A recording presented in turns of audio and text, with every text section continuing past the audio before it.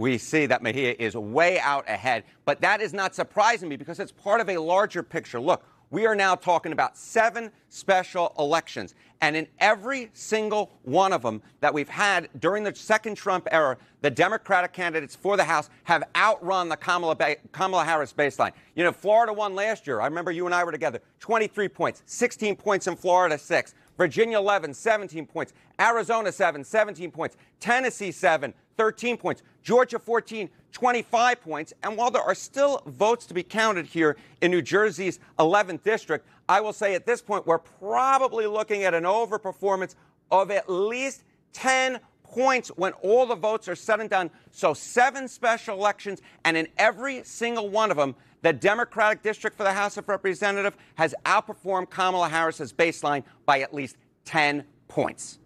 Okay. So also this is a state where, we know suburban voters make up a pretty big share of the electorate. The president got to the White House by having more ground in the suburbs. You talked about Harris's numbers. What do the numbers show on that now in this moment? Yeah, absolute disaster. Absolute disaster.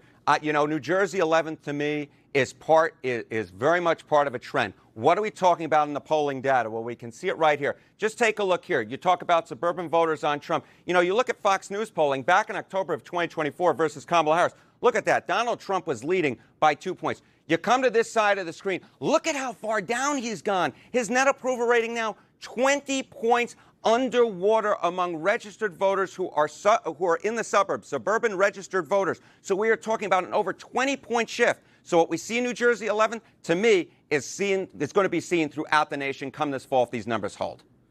Okay, so while we're looking at what's happening in New Jersey, what caught my eye in New York today was this attack by the president on Mayor Mamdani, which, maybe if I said that a year ago, wouldn't be that surprising. But obviously, they've had a pretty cordial relationship. The president has taken a liking to him.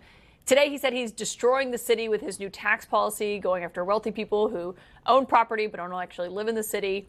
What do you make of that attack, and how do New Yorkers feel about the president's sentiment that he's destroying the city? I'll tell you, as a New Yorker, I was so jealous of talking about New Jersey and McCool's the ice cream. Let's talk about Carvel, New York, and let's talk about New York City. Look, Donald Trump is out to lunch on this, at least when it comes to New York City voters, because you can see it right here. Just take a look here. New York City voters who say Mamdani is a good leader for New York City, we're talking about 60% of them. What about New York City is going in the right direction?